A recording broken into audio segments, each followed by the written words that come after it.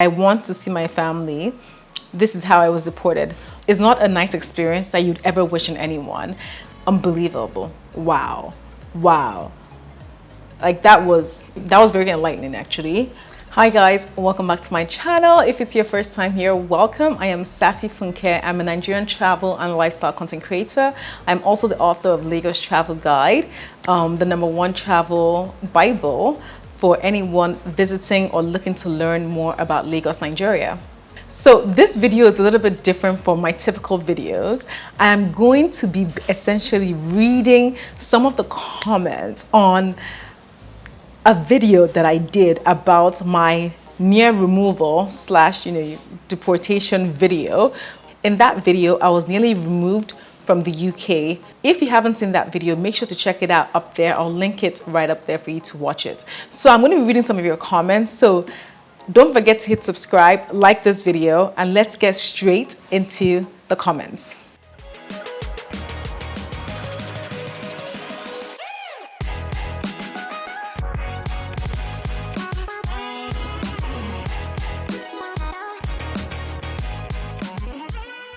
Major Teddy said this. He said, I was laughing my head off because I could imagine how seriously you were begging them and the regrets that came with it. Like, why did I go to the US? And all the kind of thoughts, but God came to your rescue because you've been destined to be a motivational speaker to the world. Keep up the good work and stay blessed. I won't lie to you, like, even when I rewatched the video, it's so funny and at the same time not. You're right. I was literally in my mind at that point in time in that detention room at the airport in Gatwick. I was just thinking, who sent me? Like, who sent you to travel? Like, your father told you to just calm down and stay, but you just knew better. You just wanted to explore. You were itching to go somewhere. So yes, it was an intense, my mind was jumping up and down, so yes, thank you for that comment. But thank you so much. The next comment is from Lanre Fashina. He said, great testimony, had me on the edge till the very end. I am glad it turned out well for you. JP Morgan did well to right the wrong. Yes, honestly, I'm forever indebted to JP Morgan. I have a soft spot whenever I see JP Morgan's name. Even you see the US Open, they always sponsor it. So whenever I watch it, I see JP Morgan's name. Or when I even go to London, I go to Canary Wharf area and I see the building. I'm just like, gosh, you guys are an incredible company. So it's definitely a company worth working for. Yeah. The next comment, actually, someone shared their own sort of actual deportation story. Amudat Wuriola said, you were very lucky because in my case, I was deported twice. Both occasion on holiday from Nigeria with a student visa to expire in a few months. Just like you, I'm now British, but I wasn't lucky like you. I landed in Nigeria the next day. It's not a pleasant experience. I thought my life was ending. Yes, I thought that was the end of my life. When I saw your caption on this vlog, it just resonated with me. Thank you for sharing. Gosh, I feel so, I can't even imagine that someone going through what I went through, but even worse, actually getting deported and actually being sent back to Nigeria twice. That is, I feel like I'll be rolling on the floor on the plane, just begging them still, that is insane. Thank you for sharing your story. And, your testimony that you're now British is also a testament that even when we think a situation is so dire and there is no way around it, sometimes it's not the case. Sometimes things still come around. It's just, you might have a plan that, where you want to go from A to B, in a straight line. But what God has planned for you is that you have to go zig-zag before you get there. So I'm so happy that Amudat, you shared this. Thank you for sharing this. I think it's going to inspire many people to know that, near removal, issues with immigration is actually not the end of your life. Asimiyu Sobowale shared, wow, very interesting. Thanks for sharing. Although in my 30 years in the UK, I have never been deported, but I have witnessed deportation of many friends and families. It's not a nice experience that you'd ever wish on anyone.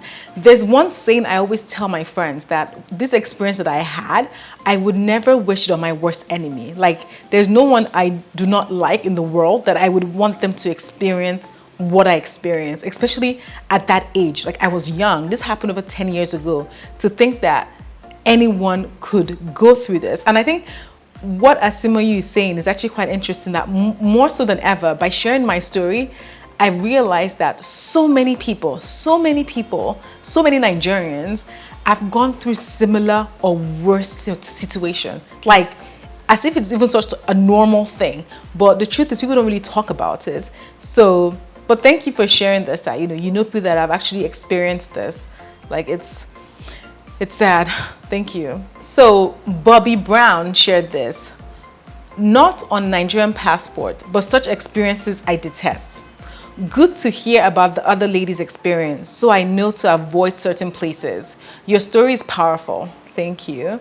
I'm in immigration as well, and the discretionary powers of these immigration officers makes them take certain decisions. Must have been a traumatic experience for you. No doubt, it was the most traumatic experience of my life, period. Like, I still have memories and flashbacks about that moment. Like, I remember everywhere I was sitting, where they moved me to, how the room looked like. Like, I remember every single bit of the experience. Like, I don't think it will ever be erased from my mind. I forgot to actually mention to you guys, when this thing happened to me, I actually never told my father about it until I think 7 years later, because I knew if I told him, he would kill me. Even at 7 years later, he was still picking on me, but I didn't have it in me to even share that with him until much later. Yeah, so I think Bobby was talking about the fact that the other lady whose experience I shared about being deported from Cape Verde is so sad. Like, I think it's so sad that I don't care, I'm sorry to say, if, some Nigerian people are going to taint other countries by behaving a certain way. But on the other hand, there are so many Nigerians that are doing incredible things that are, like, we're one of the smartest people on earth, to be honest. I'm saying that confidently, that you cannot use the same paint to brush all of us. No, like, you need to actually have immigration laws that are specific to individuals based on their specific circumstances. You can't be picking on generalized just because. Like, I don't care what people have done in the past. Countries need to do better. Jig Sawo 08 dropped this comment. I agree with the sentiment to JP Morgan. I had a similar experience. After my master's, I applied to JP Morgan even when I was just on a student visa and therefore can't work full time. I opened up to them at the interview that I don't have papers to work full time, but if they can sponsor me, it will be exceptionally grateful. My God intervened from there. JP Morgan gave me the job and provided all the documents and guarantees I needed for my application then. I worked in many other banks since then, but I'm still emotionally attached to JP Morgan Chase. Wow, so it's like similar experience.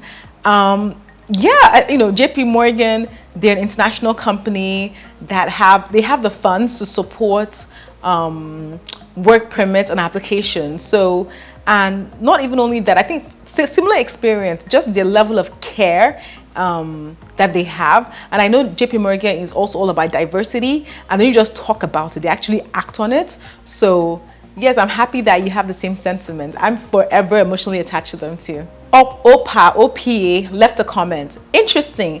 I had a similar issue. Previous immigration officer didn't offer to strike mark off my name every time I traveled.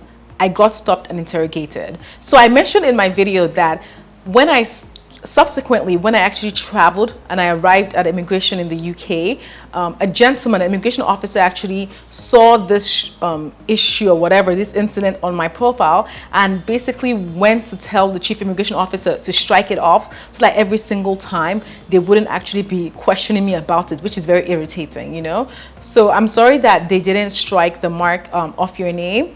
And the truth, as somebody mentioned previously, that these officers have discretionary powers on what they want to do. So you might just be lucky that you meet someone that is in a good mood, meet someone in a bad mood, and you're probably finished, you know. So hopefully in the future, you get everything striked off. I hope that, because it's not nice. Chuxi Lee, he left a comment. I know him, he's always commenting on my videos. Thank you so much for your loyalty, your commitment to the Sassy Funke community. He wrote, "You have never touched my heart this much ever since I started following you like today. Your story left me in tears. Why are we treated like this? You are only picked on because you're Nigerian. Thank God for the company." Yes, like, why are we treated like this? It's sad. It's sad because even till today, my story was over 10 years ago.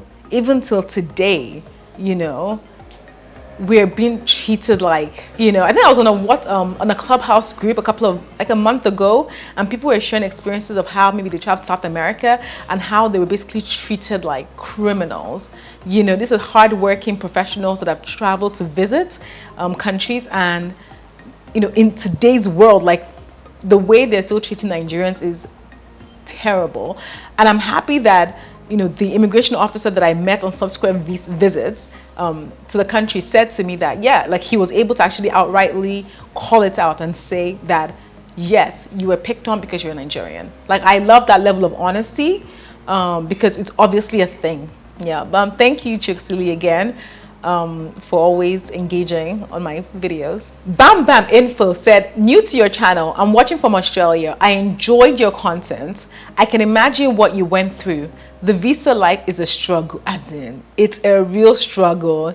Even worse with green passports. Like, I feel like even people that have, you know, Ghanaian passport, our West African countries, they even get treated better than us. That's the reality." Goes on to say, "Non-refundable visa fees, yes. Long queues to lodge application. Many documentation requirements. Long processing time." You know what? When I even talked to my British friends back then about what it took for just to be a Nigerian to apply for a visa to America, or just the process, like what we go through. Yeah. Goes on to say, "Visa rejection can be very painful indeed. Thank God you don't need any more visas again to travel to most countries of the world. Same for me. Thank you for sharing your story." No, thank you for listening to my story. And thank you for highlighting the fact that, you know, the visa life is a struggle, and it's a sad struggle. Adiola Ogunleyi left a comment. He said, "I feel sad that we have to be begging for visas because of bad leadership in Nigeria. I remember when I used to hear the stories of how other countries beg us to come and study in their country, how the mighty are falling. We gave Ireland money during our prime." Wow. So yes, it is, you know, it is very sad. It is very sad that, you know, like back in the day, is even in Russia used to like want Nigerians to come over to study. Like, as in, I'm just hopeful that one day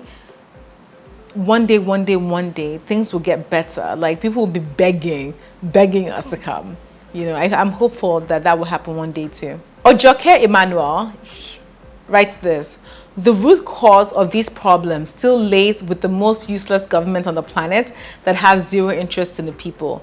This is extremely sad. Shame on the Nigerian government." You know, the truth is, I feel, yes, a lot of governments across the world, I don't think they have that level of respect for Nigeria. And I am hopeful that in time that they will, because the moment they start respecting us as a country or seeing value in us, the moment they'll start treating us right. I remember one time, I'm not sure if you guys remember, when I remember in the UK, they actually started saying that if Nigerians were coming to the country, they have to like drop like a surety of like a few £1,000s before they're allowed to come into the country. I think Nigeria then reciprocated and said, okay, they're not allowing British people to come to Nigeria. Anyway, the British scrapped that quickly. I just feel like we need to be respected a little bit more. We'll see over time if that happens. Another comment, DJ Igwe said this: "To anyone reading this, if you find yourself in the position, you should know that Funke had a ground to fight her case and she did not need to beg. being someone who have helped a few people in this position, I can fully say that all you need to do is be calm and get yourself a competent lawyer. You will win your case easily and get compensation, as she was discriminated against, or at best, the immigration official showed incompetence that caused her stress physically and emotionally. Stay safe, know your rights, and respect the law. God bless us all. To Funke, I love your work. Keep it up. You know what? I loved reading this, right? Because sometimes when you're in a situation like that, you're so filled with fear that to remain calm and act rationally is actually quite tough, right? It's quite tough. So yes, I think at the time they took my phone, they took everything I had. So I didn't even know I had a right to call a lawyer, which I'm sure if I asked, they would actually have to give me my phone to call a lawyer. So looking back, that's probably something I should have done. But I was young, I was in hysterics. I was like, life is over. But yes, this is such good advice to actually remain calm. I love that. Yes, definitely remain calm. Yeah, and thank you for, loving my work. I appreciate it a lot. So Ademola Jalila Kasali had an experience and he shares it here. So thank you, first of all, for sharing this, for being open to sharing this. Yes, he said, I also had a deportation experience. Yes, I was an overstay Schengen visa in Germany. I was caught with some friends. I was taken to the police station for about 4 hours. I was about to be taken to the deportation camp. They have done all the processes. Behold, when the police had finished with me, the chief police officer asked them to drop me in a deportation camp. But to my surprise, no one was ready to take me on this day. I was set free, but was caught again after some year. Later this time, I went with a friend to receive one of our friends that had traveled to Ireland back to Germany. As you all know, that Germany is a police country. I was in the means of people outside waiting to receive the passenger. Suddenly, 2 policemen walked to me and asked for my passport there. I know I was in trouble. I tried to run, but I was caught. But this time, because they already had my details, I was taken straight to the deportation camp where I stayed for getting to 6 months. Wow. Before I was finally deported with illegal travel documents. But then I was also tired. I want to see my family. This is how I was deported. But later secured another German visa and I got married with a German lady. First of all, thank you for being so honest and candid with sharing your very, very specific and very just personal story with us. I love the fact that what I learned reading your message was that deportation is not the end. Right? And I said this before, it's not the end of the world. Like, you were still able to come back. You found yourself a lovely German lady and now you're married. Yes, thank you. Thank you for sharing. I think it's extremely touching that you were that honest, right, in a comment. Thank you. Miss Tark1 wrote this and it actually touched me. Said, I could write a book about my experience with UK immigration here in Scotland. Not worth remembering. I feel you. I completely feel you, Someone said, God was on your side, my sister. It certainly was. Like, God was 100% on my side. Like, yes, he was. Like, completely. Flavo left this comment. He said, it's so true. I almost got deported on arrival at Cape Verde. They thought I was a Nigerian.